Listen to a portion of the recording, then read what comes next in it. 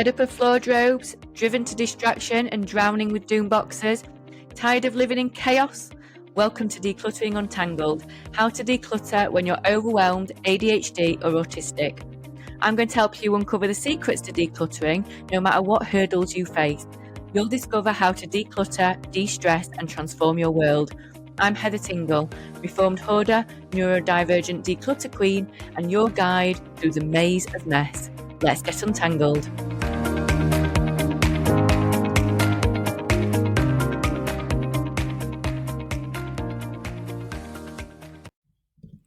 Hello, Untanglers, and welcome to another podcast of Decluttering Untangled with me, your host, Heather Tingle. Now, today's podcast, I want to talk about the positives of doom boxes and bags. Now, let's face it, I am not your normal declutterer, as I doubt any other expert is telling you that shoving random stuff in a box or a bag is a good idea. But today I want to talk to you about when it can be useful and how to make it a good strategy, really, I suppose. Now, if you're not familiar with a doom box or a doom bag, then well done you. But doom stands for didn't organise, only moved. And it's basically a box or a bag of random stuff that you've shoved away. Now, in most clients' houses that I work with, doom bags get shoved somewhere, generally when someone's coming over and you need to quickly tidy, or you've needed to move things quickly, and these doom bags or boxes get hidden away in either a spare room or an understairs cupboard or the bottom of your wardrobe or hidden under a table. And the idea being that eventually you will come back to them one day. We all know how that works. So, except what happens is life happens and you never actually get round to it. So much so that they enter some kind of weird twilight zone of being there, but you forget that they're there, or in the back of your mind, you know they're there, but it's kind of like a too difficult thing to deal with right now. It's not a priority. It's not important. You've got other fires to fight. And then they kind of cease to exist.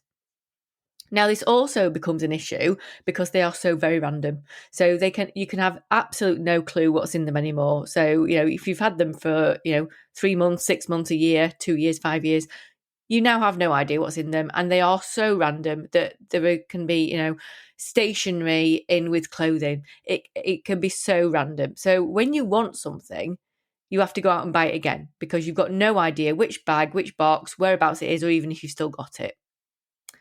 So, there, all that reasoning why you'd be like, well, why is she saying these are a good idea? Now, from my point of view, they can be a really, really good idea as a stopgap. So, to start off with, what they can do is reduce overwhelm in a room. So, if you walk into a room and it's got hundreds of individual items on the sides or on the floor, it can be really overwhelming. So, by putting that stuff into bags or into boxes, it can reduce the visual overwhelm. When you walk into that room, you just see, 8 bags instead of hundreds of different little items. So it can reduce your overwhelm, and that can be really helpful, the visual overwhelm when you walk in a room. It also means that you can chunk it down. So, the podcast of the day all about chunking is that you can then split it into chunks. So instead of walking into a room and seeing all that in front of you, what you're actually seeing is 8 1-hour sessions, or you're seeing 8 bags of things to go through. So that can really help because it gives you those automatic containers, if you like, of time, effort, energy, space, and so you can see where you're at with it. The other thing that it can be quite good for, especially if you are so used to living in a cluttered and visually cluttered space, is in the meantime, if you put all this stuff in doom bags or boxes, you can enjoy the clear space, and it can be really useful for you to get used to living like that, to see how it feels for a bit, and also to see what kind of struggles you come up against. So if you are so used to it being a total nightmare, if you live with it clear for a little bit, you can see where those piles start adding up again, and you can then work out solutions for those piles that the I've forgotten what the word is. You can find solutions for those doom piles that restart again. Hopefully that makes sense. And one of the biggest positives, I think, is that you can stop and start going through them one item at a time. So you can just put the bag down when you need to stop. So it can be less messy to start with, as you're minimizing the amount you're getting out all at once. And if you run out of time, your unsorted items can just go back in the bag. So it's not a problem. Like, you're not going to be worse off. So if you're someone that struggles with focus, so switches from one task to another, it can mean that if you get sidetracked, actually, it doesn't really matter. You know further back. It just means it doesn't cause any issues, and it can minimize that tendency to do a huge declutter where you just throw everything out all at once, and then halfway through you run out of steam, and then you've got a total nightmare of a room to deal with. So it can be quite helpful in those respects. What I like about it is I love a visual declutter, being able to see progress, being able to see the before and after. So if you've got 10 doom bags and you start working through them and you get 2 done, you can physically see that you've got rid of 2 lots. You've sorted 2 lots of bags, and you've got, however many left to go. So that can be really helpful. One thing I want you to think about mindset-wise is this is a legitimate executive function workaround. This is not being lazy. This is working strategically, as long as you work within the rules of using doom bags and boxes. So they're often a really good way for busy, overwhelmed, neurodivergent brains to hit pause on a decision that feels too big and overwhelming, and look at lots of little decisions one at a time in a way that feels comfortable for you. So it can be quite useful. So don't think of it as a failure. If you've got loads of doom bags and doom boxes, then you've already created a strategy that has started to work for you. The problem is that you've got stuck in the middle of it and you haven't managed to finish it off. But if you're conscious about it, there are ways that you can make it work for you. The other way that can be used quite usefully is if you live with other people and you're not sure what items belong to who in the house. Doom boxes can be useful for just collecting those mystery items around to get them all together and then check with later without causing extra effort and energy. Instead of finding each individual item and then finding out who it belongs to, shoving them all in one box or bag means that anyone else can go in the bag and just get out what is theirs, and that can be quite a low stress way to work it. The main bonus, I think, though, it gives you a really low pressure starting point. We've all walked into rooms and felt really overwhelmed by it. And if you find starting hard, a doom box taken out of that room and then sat in front of the TV one night going through it can actually be a gentler place to begin, one item at a time, with no dramatic mess around it. And it can be quite easy then to commit to 5 or 10 minutes with a doom bag rather than a whole room where you struggle where to start, or it takes time to figure out where to start. There's no figuring out where to start. It's literally put your hand in the doom bag and pick out the first item and then off you go.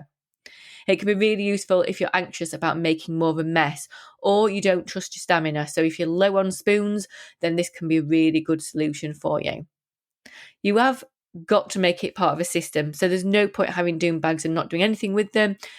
One way you can make it a little more fun, I don't know if fun's the right word, but you can give each number a bag or a label, or keep a list in your phone or planner, like bag 3 was from the hallway drawer, or bag 2 was from the bottom of the wardrobe, or bag 5 was from the work desk, or something like that. And that way you know roughly the type of item that you're going to be working with, and you can adjust your timings and energy and where you're going to be working on it accordingly. Consider scheduling a regular doom bag day, maybe once a week or once every other Sunday, or even just 20 minutes once a week, and you will make progress. I would say come into our membership and do a doom bag in a declutter session and come along to that one and get that one done that way. One way you could do it is getting all your doom bags together and stacking them all in one area, and every time one disappears you get a visual reward, but you could also give yourself an actual reward as well. So once you've done 1 doom bag, you're going to treat yourself to this. Once you've done 2, you're going to treat yourself to this. Once you get through 5 doom bags, you're going to go for a meal with a friend or a cup of coffee somewhere and really treat yourself. You can even do something like posting that you've managed to do a doom bag. So bag one is gone in the Untangled Facebook group to get that dopamine hit at the end and let us cheerlead for you, because that is so good to do. And one of the last things to talk about is a little warning, is that they are very good as a short-term solution, but I mean really short-term, in that you are going to work on them as soon as you've got them together. You're not going to leave it a couple of weeks, because that turns into a couple of months, and before you know it, that's a couple of years down the line where you've still made a mess. So doom bags can be really helpful as long as they're part of a declutter plan and not a permanent hiding place, because without a system, they turn into emotional black holes and physical black holes where items go to disappear and never to be seen again. So with a plan, they're tools for regulated, sustainable progress without the overwhelm, really. The downside is that it can take longer to do it this way, as what's happening is if you're going through each item in a doom bag, you're deciding on each individual item and you're taking it to the place it should be, and then you're decluttering that category. Or what might be more useful to you is if you are at the beginning of your declutter adventure, then it can be helpful because you're doing a first sift. So you're doing a first really easy declutter on quick yes or no decisions, rather than actually decluttering each category, which is what you need to do for a long-lasting declutter. But it can be quite good as a first step. But if you're wanting to declutter fully, what you'll need to do first is do the doom bag, put the items in the zones, and then declutter in the zone. So you're kind of adding an extra process almost. So it's going to take a bit more time. But if it means that you make progress and you get started on it, then maybe that's time well spent. So it can make it a lot easier for you. It can be really helpful if you've got a big volume of items and you have a lot of items can probably go pretty easily without having to compare them against the rest of that category. So if you've got a big volume and lots of stuff and you've never decluttered before, it can be a really helpful starting point. However, like always, you've really got to have a really thorough plan for going through them and sorting them. It is a short-term fix, or else what happens is you forget about the original doom bags, nothing changes, the place gets messy and cluttered again, and you end up in the same situation in a few months' time, except now you've got double the doom bags and even less patience or motivation to deal with them. So there you go. That's some things for you to think about there. So until next time, be kind to yourself. Remember, you are not alone, and keep untangling. Thanks for joining me for today's episode of Decluttering Untangled. If you found anything that I've said today helpful, please do me a favour. Hit that subscribe button or leave me a review. It's like receiving a virtual high five that keeps me going and lets me know that I'm helping real people out there and I'm making a difference. Please remember, you're not alone in this. I'm building a community of fellow untanglers over on Facebook. Just visit the show notes for the link to my free decluttering community. So until next time, remember, you're not alone, you're not lazy, you can untangle your life.